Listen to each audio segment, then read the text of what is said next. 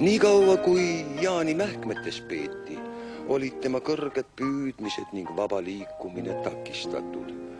Oma pahameelt selle üle avaldas ta väga valju hääle ja säherduste tegudega, millede järeldused kasimist nõuavad. Niipea, kui ta omaenese jalgade peal kõndida tohtis, ilmus ka kohe tema selge ja kindel tahtmine oma nime inimeste suhu sobitada. Ja nimelt sel viisil, et ta keelu vastu akna peale ronis ja sealt välja kukkus.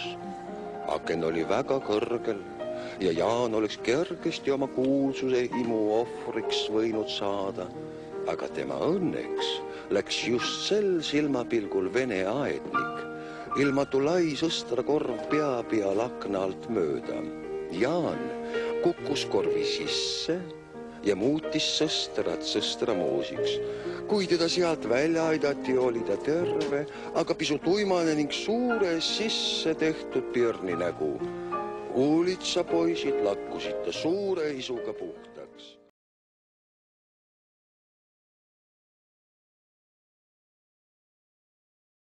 Taevas oli sinine kui pajapõhi ja puud olid rohelised ning rohini samuti, nagu ta suvel enamasti on. Ja mitte teistviisi, kuna koera haukumist kusagil kuulda ei olnud. Mis väga hea kuulda oli, sest koera haukumine rikub inimeste. Punkt.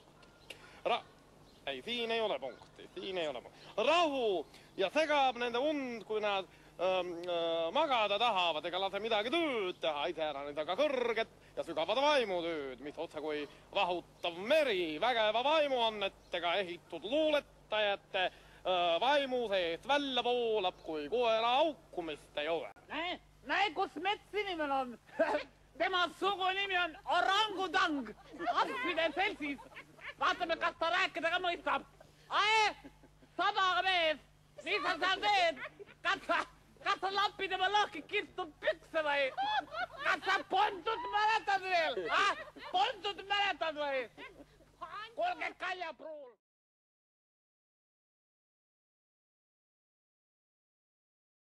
Ma olen näinud mässulist tuld kapreli silmades.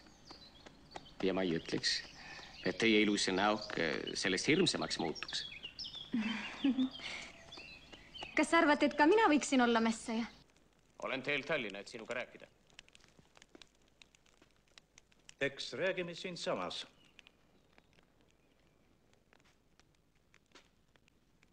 Mehed, lähete Preiliga laagrisse.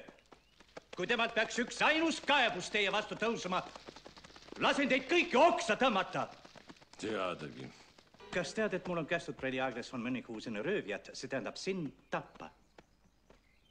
Aga minul on tehtud ülesandeks meelitada mässajate poole Tallinna väesalk. See sinu oma. Sina oled siis oma ihaldatud vabaduse nende mässajate heaks ohverdanud. Ja sina teostad oma vabadust röövlikarja eesotsas. Me kõik oleme ühtemoodi müüdavad. Mõni ainult on natuke kallim kui teine.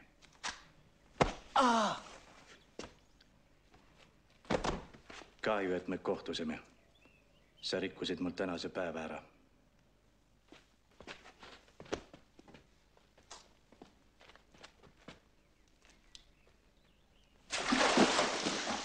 Kohe näed, vanad sõbrad.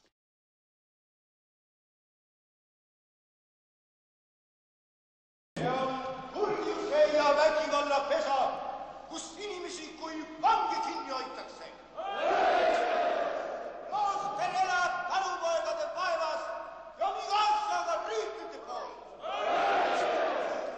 See koda, kus ülekohut sallitakse ja ülekohut tehakse, ei ole Jumala teenimise koda.